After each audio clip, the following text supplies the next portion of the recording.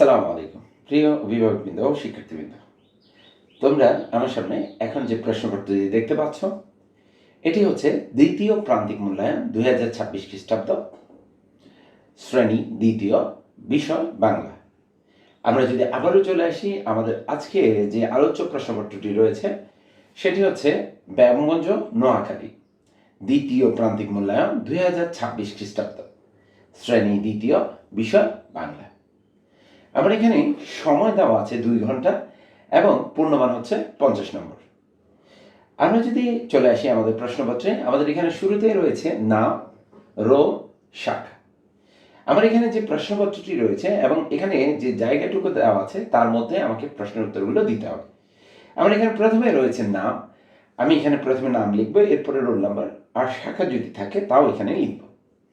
আমার এখানে 1 নং প্রশ্নে বলা হয়েছে শব্দের অর্থ লেখো, যে কোনো 5টি। আমার এখানে 1 নঙ্গে বলা হয়েছে শব্দের অর্থ লেখো যে কোনো 5টি। এখানে 1, 2, 3, 4, 5, 6, 7 মোট 7টি শব্দ দেওয়া আছে এবং এগুলো থেকে আমি যে কোনো 5টি শব্দের অর্থ লিখব। এখানে প্রথমে রয়েছে আহরণ, সঞ্চয়, পাখা, পরাগ, ক্ষত, সড়ক, খাদ্য। এরপরে 2 নঙ্গে যুক্ত বর্ণ ভেঙে লেখো, যে কোনো 10টি। আমার 2 নম্বর প্রশ্নে বলা হয়েছে যুক্ত বর্ণ ভেঙে লেখো যে কোনো 10টি।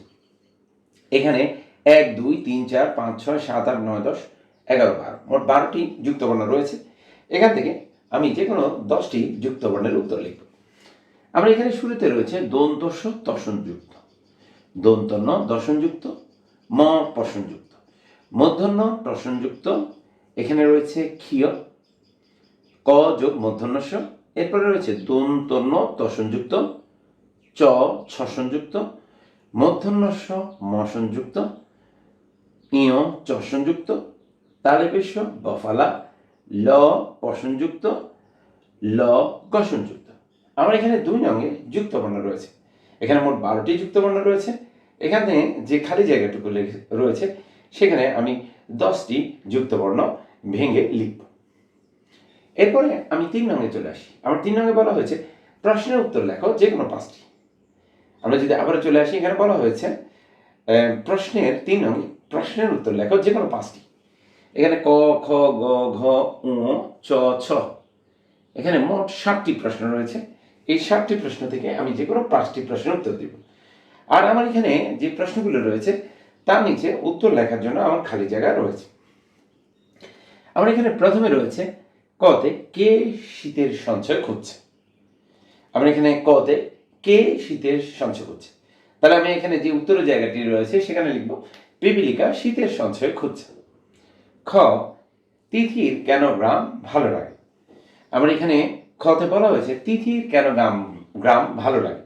আমার এখানে যে উত্তরের জায়গাটুকু আছে সেখানে আমি কি করব, উত্তরটা লিখব।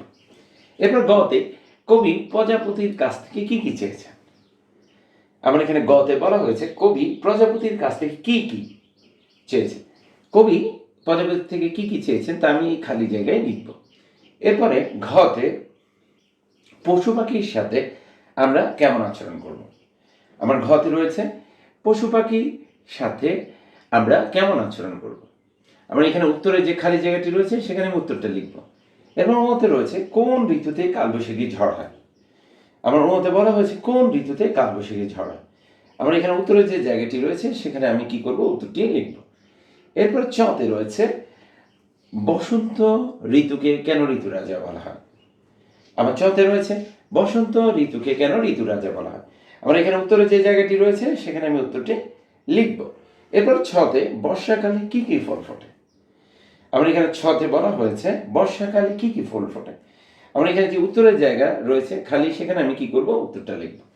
আমার এখানে 3 নঙ্গে মোট 7টি প্রশ্ন রয়েছে। এর থেকে আমাকে 5টি প্রশ্নের উত্তর দিতে হবে। আর আমার এখানে যে প্রশ্নগুলো রয়েছে ক থেকে চ পর্যন্ত, আমরা এই প্রশ্নগুলো আমি ধারাবাহিকভাবে উত্তর দিতে পারি বা আমার ইচ্ছে মতো আমি যে কোনো 5টি প্রশ্নের উত্তর দিব। এরপর আমরা আমাদের বাংলা প্রশ্নটির পরবর্তী পৃষ্ঠায় চলে আসব। এখানে 4 নঙ্গে বলা হয়েছে নিচের শব্দ দিয়ে একটি করে বাক্য লেখো। আমি আবারও বলছি, আমার এখানে বলা হয়েছে 4 নঙ্গে নিচের শব্দগুলো দিয়ে একটি করে বাক্য লেখো যে কোনো 5টি। আমার এখানে 1 2 3 4 5 6 মোট 6টি শব্দ রয়েছে। এখন এই শব্দগুলো দিয়ে আমার এখানে সামনে যে খালি জায়গাটুকু রয়েছে আমি সেখানে কি করব, প্রতিটির জন্য একটি করে বাক্য লিখব। আমার এখানে 6টি শব্দ রয়েছে, এই 6টি শব্দ থেকে আমি 5টি শব্দের বাক্য লিখব। আমার এখানে শব্দগুলোর মধ্যে রয়েছে শহর, মাটি, পুকুর, দালান, প্রজাপতি, মৌমাছি। আমার এখানে যে 6টি বাক্য রয়েছে এই 6টি বাক্য থেকে আমার পছন্দ মতো যে কোনো 5টি বাক্য আমি লিখব। এরপর আমরা চলে আসি 5 নং-এ। আমার এখানে বলা হয়েছে কবি ও কবিতার নাম সহ কাজের আনন্দ ছড়াটি 6 লাইন লেখো। আমার এখানে বলা হয়েছে কবি ও কবিতার নাম সহ কাজের আনন্দ ছড়াটি 6 লাইন লেখো। আমার এখানে 1 2 3 4 5 6 7 8 মোট 8টি লাইন লেখার মতো খালি জায়গা রয়েছে। আবার এখানে বলা হয়েছে প্রথমে কবির নাম, এরপরে কবিতার নাম। তাহলে আমি প্রথমে কি লিখব, কবিতার নাম লিখব, তারপরে কবির নাম লিখব। এরপরে আমার এই বলা হয়েছে ছড়াটি 6 লাইন। এরপর আমি ধাপে ধাপে এখানে যে খালি জায়গাগুলো আছে সেখানে কাজের আনন্দ কবিতার 6 লাইন লিখব। এরপরে আমি চলে আসি 6 নং প্রশ্নে। আমার 6 নং প্রশ্নে বলা হয়েছে তোমার প্রিয় ঋতু নিয়ে 5টি বাক্য লেখো।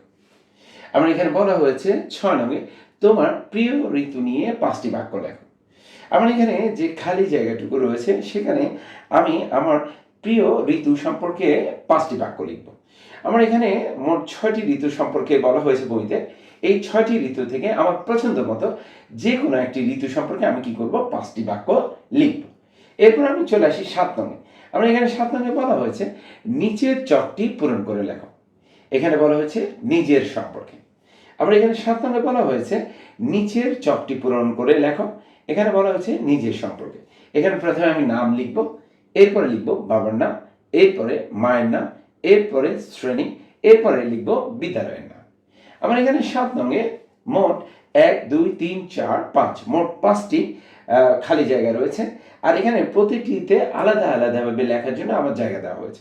আমার এখানে প্রথমে রয়েছে নাম, আমি প্রথমে আমার নিজের নাম লিখব, এরপরে বাবার নাম, আমি আমার নিজের বাবার নাম লিখব, এরপরে রয়েছে মায়ের নাম, আমি এখানে আমার মায়ের নাম লিখব, এরপরে রয়েছে শ্রেণী, আমি যে শ্রেণীতে পড়ি তা লিখব, এরপরে রয়েছে বিদ্যালয়ের নাম, আমি যে বিদ্যালয়ে পড়ি সেই বিদ্যালয়ের নাম আমি এখানে সুন্দরভাবে লিখব।